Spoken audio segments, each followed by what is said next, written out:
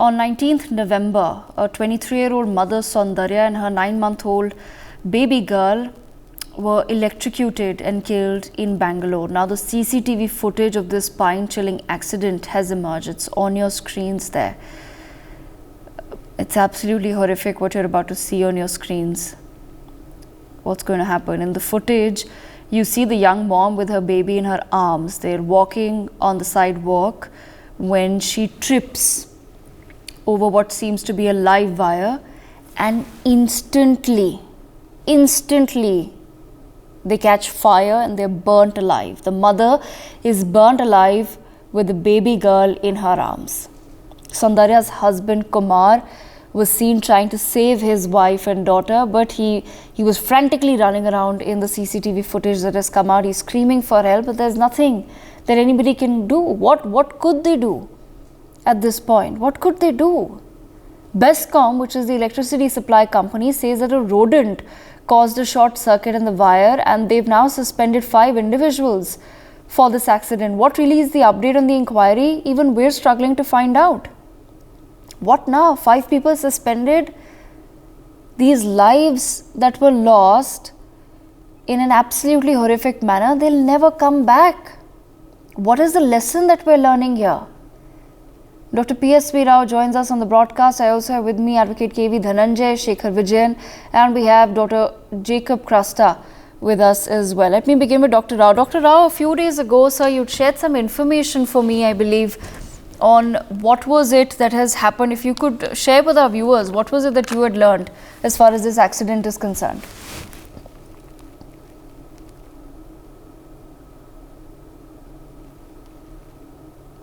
Dr. Rao, I'm going to request you to unmute yourself. Yes. Devika, good afternoon to you, the panelists and the viewers. This horrific accident shocked me, and was wondering, when there are automatic safety measures, why the lines didn't trip and what happened. The very next, I had asked this question last time with you, and said that there are automatic tripping when there is an overload or where there is a short circuit. There are 2 different kinds of mechanisms for that. The explanation that has is that the electricity did trip. Of course, they had said that it is some rodents which had bitten, and hence this wire had fallen. And this fire, and when it tripped, what they did was that this was at 6 a.m. in the morning. Instead of going to the site and finding out what's going on, they used their usual procedure of checking after 5 minutes if the current, if there is any leakage of current or not. And they found no leakage. Why? Because this was landed on a concrete footpath and not on the ground, and hence didn't get grounded. So when they found that there was no leakage of current, without checking physically at the site, they just put on the power line again. So this broken power cable on the footpath continued to be live. It again became energized. And as soon as she stepped on it, there was sparking. She got electrocuted, plus her clothes caught fire. And this is the explanation they have given. Now, they say this is established procedure that if ever it trips, we just check after 5 minutes. If the continuity is, if there is no leakage of current, then we just put it on thinking that it was just a small episode. Now, they obviously this, if it is their standard operating procedure, they need to look sort it out. And of course, for this kind of negligence, responsibility will have to be put on the punishment given. And on Thursday, another such incident has occurred, this time in Mysore. So we can't be having this going on again and again without this problem being sorted out. We can't lose innocent lives like this. And at 6 a.m. in the morning, if you can see in that video that you have shown, the car headlights are on. It is not fully bright, and she would have obviously not noticed this live wire lying on the footpath. Yes. My sympathies are really with this family, It is very tragic, and we don't want this happening again and again. Absolutely. Devika. Dr. Rao, I'll come back to you. Dr. Krasta, as Dr. Rao pointed out, we obviously don't want this to ever happen again. You know, when the story comes out and you read it in the newspapers and you don't have a lot of context, but you read about how a mother and her child are electrocuted and they're charred to death, but there's no CCTV footage at that time to really put that into perspective what happened. This is why we've come back 7 days later trying to understand what went wrong and who's being held responsible, because it's only when you see with your own eyes the CCTV footage of what has happened in India's Silicon Valley, Bangalore, that you feel, oh my God, this could have been me. This could have been someone I know. This could have been my family just walking on the street and being electrocuted and literally burnt alive. They were burnt alive for walking around in Bangalore. Yeah, I fully agree with you and sympathize the family. Whereas what I would like to inform, including the BESCOM officials, is today the technology is available. We are in a digital India. If there is a line, transmission line is tripped or cut anywhere, immediately the entire line gets tripped. That kind of technology is available. How come this, when the wire is fallen down, why that wire is not tripped? Of course, as rightly stated by Dr. P.S. Rao, they have found that there is no leakage and then they again recharge. How? Because it is already been cut. Unless and until wire is connected, the transmission line cannot be made on. That is the technology available. That means it's purely the negligence and the irresponsibility of the BESCOM officials. As usual, it has been happening earlier, starting from the KAB. Then they are not responsible, even the people of our country and even people of our Bangalore. And Bangalore being such a kind of a Silicon Valley, and there are such kind of people walking on the footpath, died just because of the live wire. It is a shame on the BESCOM officials. It should not happen. It is the point where they have to use this kind of technology so that wire is tripped. Immediately that wire has to be disconnected from the grid. That is the technology where it is available. Why they are not utilizing it? Why they are allowing the people to die? And even as rightly stated by Dr. P.S. Rao, a Mysore person again is died. Of course, nobody is suspended. But whereas earlier again a lineman is, after that, after a week, a lineman is died. How you allow people to die because of electrocution? That is obnoxious. Pure negligence. It is not only the officials should be suspended, they should be removed out from the BESCOM. But you know, Dr. Krasta, look at the sort of people then that are suspended, right? It's some assistant engineer, some lineman here and there. What about the people at the top? This is a conversation that we had a few days ago as well. What about the people, the officers, the IAS officers who are sitting at the top, who are the managing directors and CEOs of BESCOM? Absolutely. Yeah, absolutely. I fully agree with you. The top man should be suspended, removed out of the profession. Even the person, BESCOM MD should be removed, not this assistant executive engineer. Along the line, who has been responsible, whole gamut of this official should be suspended and should not be taken again. Should be removed out of the job. Then only these people will learn of the negligence. It is a pure negligence. Irresponsibility, which can't be tolerated in Bangalore city. Absolutely, it can't be tolerated anywhere, sir. Anywhere in India. Yeah, we should not be taking this, laying low, thinking that, oh, okay, this has happened today, somebody will be suspended, some action will be taken. What action is taken? Who comes and tells us what action has been taken? Shekhar Vijayan, let me bring you to the conversation. I want to understand from you how exactly, since you are in Bangalore, how exactly has the state government then dealt with this entire matter? Are they coming out on a daily basis, holding some sort of a press brief, giving some update on what is being done, saying that they're taking the matter seriously, giving an update on what is it that they've done for the rest of the city to check if there are no more such live wires in other parts of Bangalore? What is it that they're doing? Devika, thank you for having me over, and let me welcome all my fellow panelists. Now, I remember this line from this very interesting movie, Spider-Man: with great power comes great responsibility.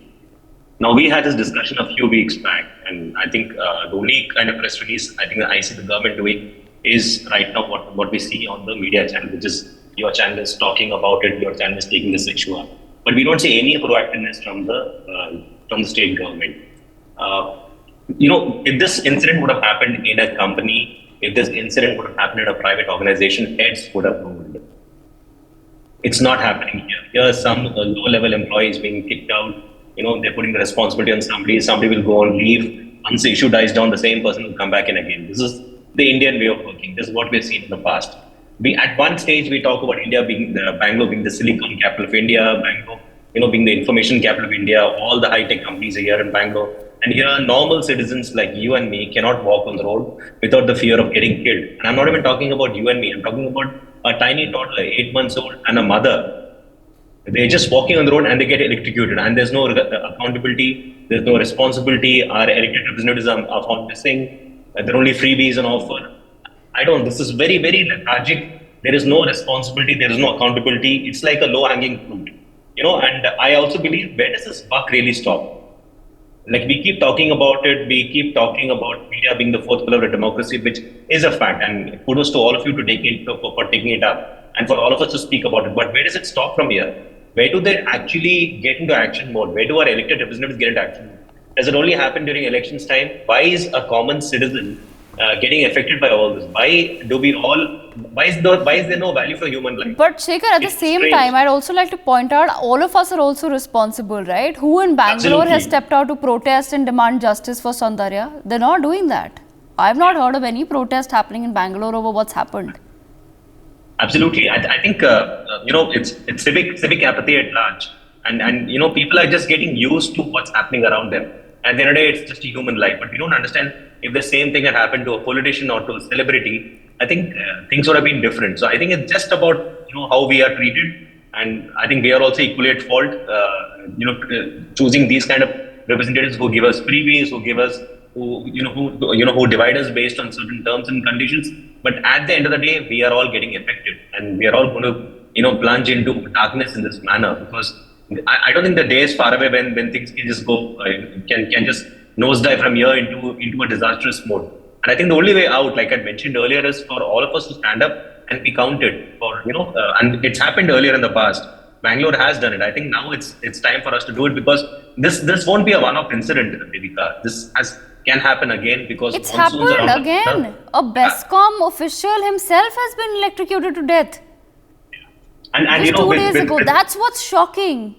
Absolutely. I was trying to research for this story to figure out if there is any update. And the first thing I find is that a BESCOM official himself has been electrocuted a day before. And I'm just wondering to myself, what's going on? What sort of a country are we living in? And why are we not, as citizens, why are we not bothered?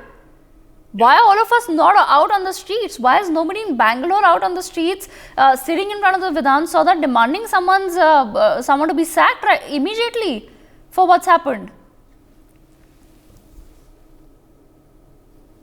And I don't think the situation would really change, because if the monsoons around the corner, you'll find potholes also increasing. You'll find the civic apathy just turning from black to blue.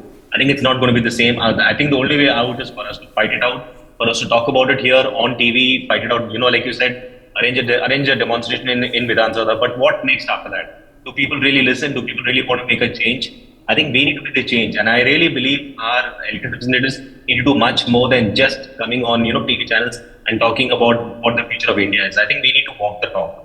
I think that's really important. That walking the talk is not really happening. At one side, we say we are the most developed, city in the world. And here we are not even a 15-minute city. We don't have anything in place in terms of infrastructure. If the metro works, the railway lines don't work. If the railway lines work, the infrastructure doesn't work. Everything is in a shoddy state. And it takes just one downpour. Just one downpour is enough for Bangalore to disintegrate even further. We have seen that in the past. It can happen in the future too, because there is no plan in place. There's no plan in place, and at the same time, I think there's just, we as people, as citizens, have just normalized these sort of freak accidents so much that we don't realize that somebody else's entire family has been destroyed. This man, Kumar, who's the husband of Soundarya and that 9-month-old baby's father, His entire life is destroyed. Now, what is he going to do now?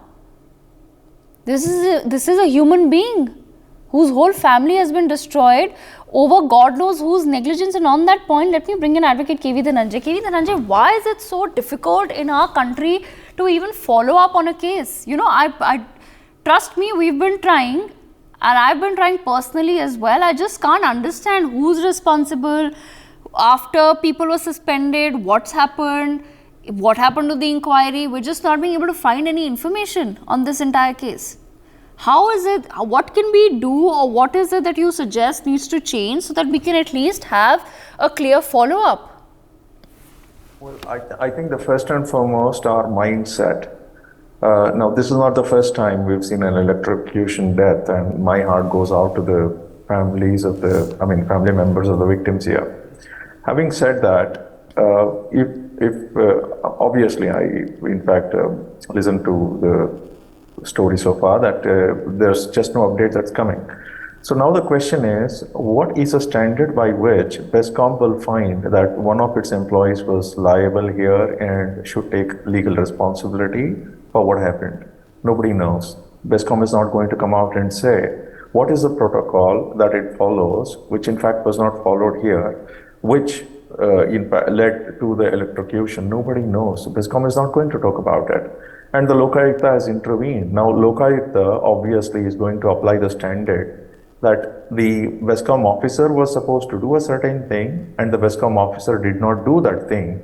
And his inaction was deliberate, or for that matter, his inaction cannot be excused, so on and so forth. The Lokayukta too obviously has to have a greater dialogue with the people of this country, but I don't think the Lokayukta would do that. So I think it's fair to say that at this point of time, practically everyone except the media, obviously your channel, excepting you, I think everyone has practically forgotten that. I don't think the local media channels are even talking about it. You know, there is always some idiot politician who basically says something stupid, or someone's religious is insulted, and that seems to attract greater media attention, greater citizen participation. You have someone's religious person or symbol or something like that insulted, you will have 10,000 people come on the streets. But you see, we don't seem to value human life that much in Bangalore, and it's very unfortunate to see what's happening.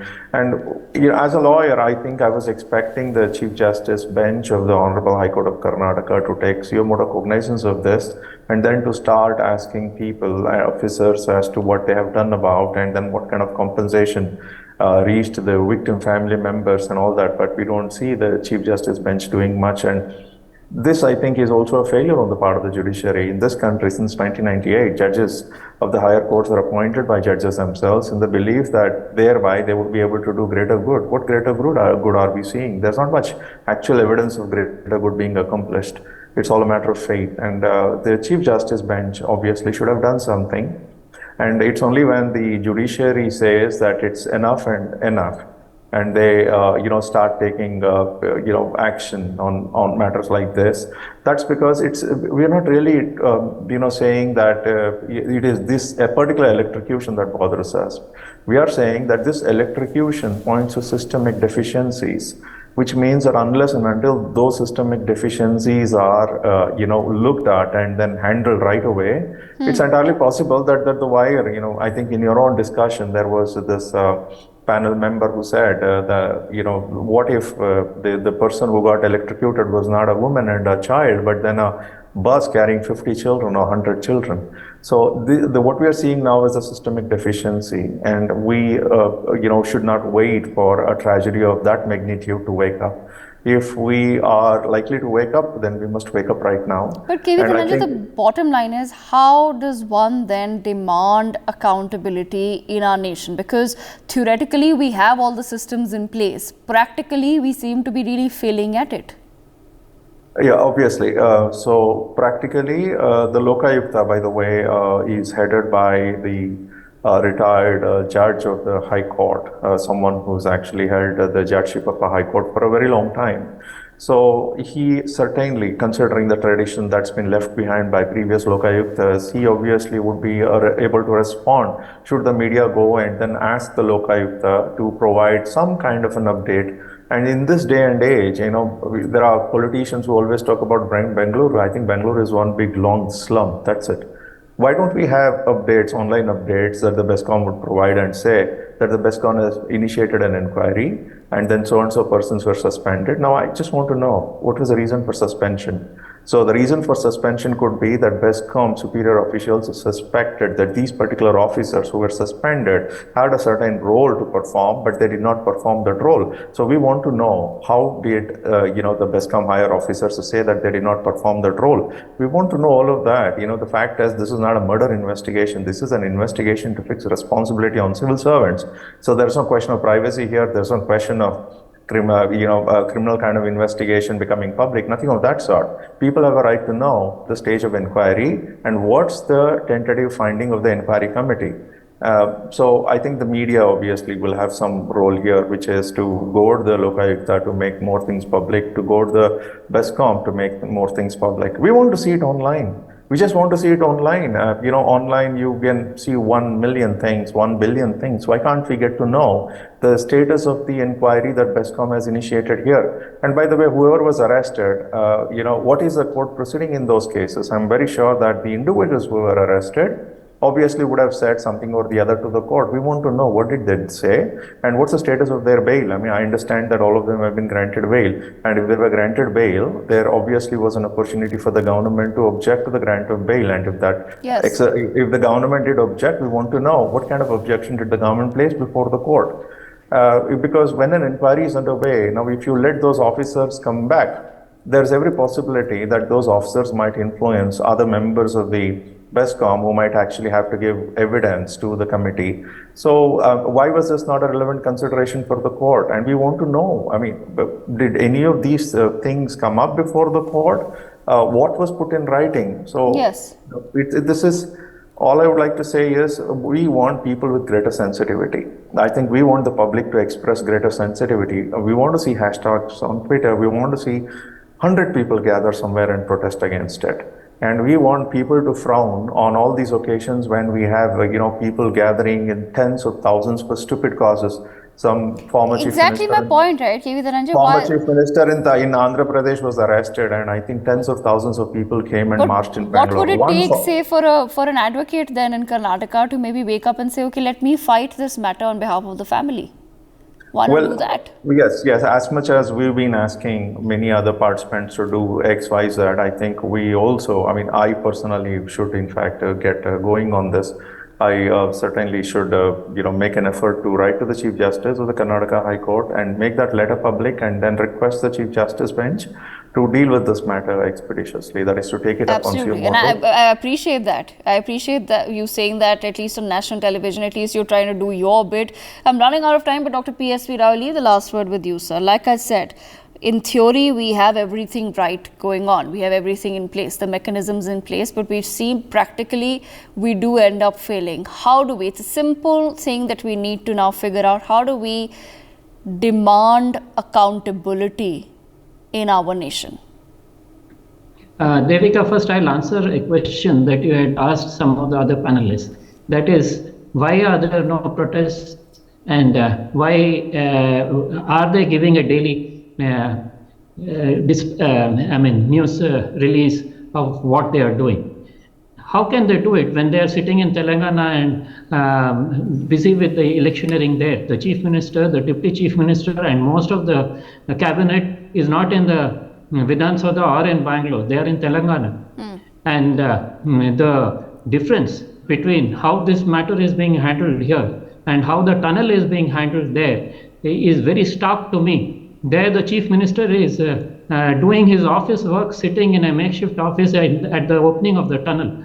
And the Prime Minister's office is personally looking into what's going on. Here, no one seems to be bothered. And like Advocate Dhananjay said, we need transparency in this whole thing. What action is being taken? Who is held responsible? For what? And I was also quite surprised that they have all been let out on bail. So that they can also influence everyone and suppress this whole matter. This seems to be I scratch your back, you scratch my back, let everyone else suffer sort of situation.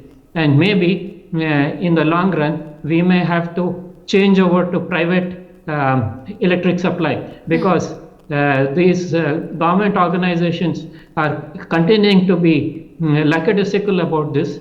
Their whole way of functioning seems to be maybe if we give a private competition to them, things may improve. You can see what happened with telecom. The telecom improved drastically after this Airtel, Jio and other Yes. private parties were let in. BSNL is still there, but they have had to pull up their shoes, because otherwise they were just getting shut out of the market.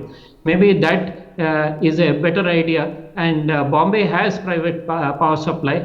We should also have power supply private. I am anyway off BESCOM, because I have been on solar electricity for the last 8 years. But I really feel for all those who are suffering at the hands of it. My neighbors keep having power cuts, voltage fluctuation, electronic equipment being burnt. And as if all this is not bad enough, we are having now poor civilians getting electrocuted. Right, absolutely. I thank all of our panelists for joining us.